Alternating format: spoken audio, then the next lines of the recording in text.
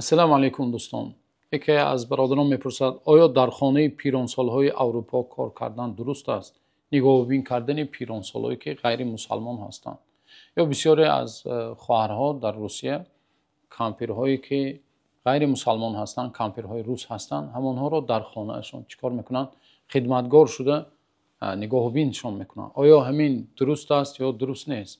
دوستان عزیز، پیش از آن که به این سوال جواب دهم، بعضی نفرها هستند که میگویند این روسیه 2 میلیون 3 میلیون یا همه اهالی تاجیکستان را خورانده ایستاده است، شما خودتان یگان کار پیشنهاد نمیکنید یا یگان کار مهیا کرده اید یا نکرده اید، برای چی شما گپ میزنید؟ دوستان عزیز، برای این نفرها من گپ نمیزنم.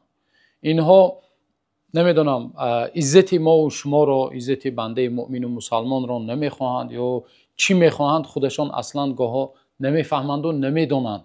برای همین از ما سوال پرسیده ایستادند، ما به سوال برادرها چیکار میکنیم؟ جواب میدهیم. اولا اینکه کار کردن در چنین جایها دوستان عزیز، برادران عزیز، درست نیست. برای چی؟ برای آنکه وقتی یک جوان است یا جوان پسر است، جوان دختر است، میباید به همون خانه پیرانسالهای اروپا امروز خیلی زیاد شده است، میگویند میباید کار میکند، یا در روسیه هم باشد، همون نفر وقتی قضای حاجت میکند، همون کامپیر است، مسافر است، کسی نباشد، وقتی قضای حاجت میکند همونها رو همش رو چیکار میکند؟ تازه میکند و به یک شخص نامحرم چیکار میکند؟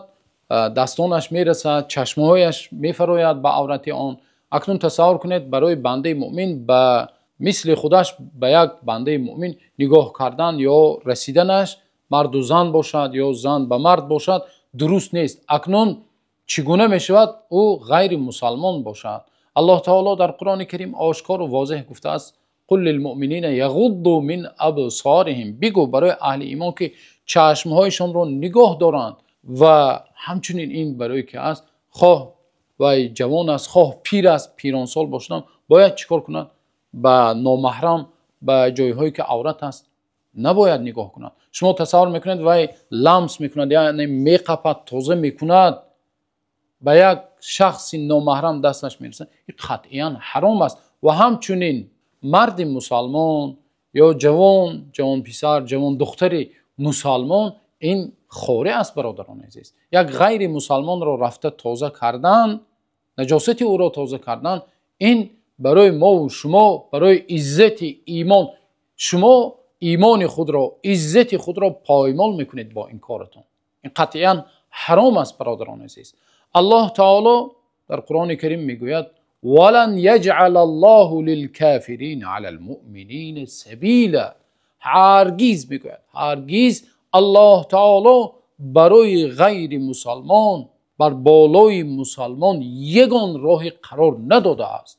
الله تعالی آشکار و واضح برای ما و شما بیان کرده است. برای چی ما و شما خواری و زاری و ذلت را برای خود چیکار میکنیم؟ روا میبینیم. پیامبر صلی الله علیه و سلم در حدیث مبارک خود میفرمایند: لأن یطعن علی رأس احدکم بمخیط من حدید خیر له من ان یمس امرأة لا تحل له. برای سر شما، تصور کنید، پیامبر گفته ایستادند که به سر شما با میخ آهنین بزنند براتون بهتر است از اینه که دست شما به یک نفر نامحرم برسد. شما وقتی او را تازه میکنید، دستای شما به همون نامحرم، مثلا غیر مسلمان میرسد، تصور کنید پیامبر صلی الله علیه و آله میگن در سرهایتان با میخ آهنین بزنند بهتر است از اینکه به یک نفر غیر مسلمان و غیر نامحرم برسد. همچنین در حدیث دیگر پیامبر صلی الله علیه و سلم میفرمایند که میگویند دست شما با خون و گوشت خوک آلوده شود بهتر است از آنه که کتف شما به یک کتف نامحرم برسد. یک کتف رسیدن چقدر تاثیر دارد؟ کتف شما به کتف یک نامحرم رسیدن. اکنون تصور کنید او را تازه کردن و با دست لمس کردن و طعام دادن و چیکار کردن به غیر مسلمان.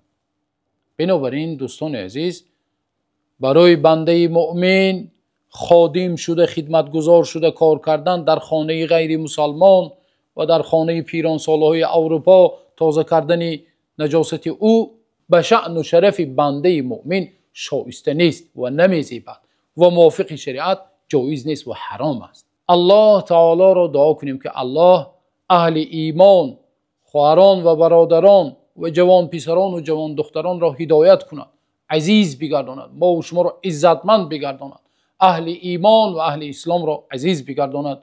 تا نوار آینده الله نگهبانتان باشد.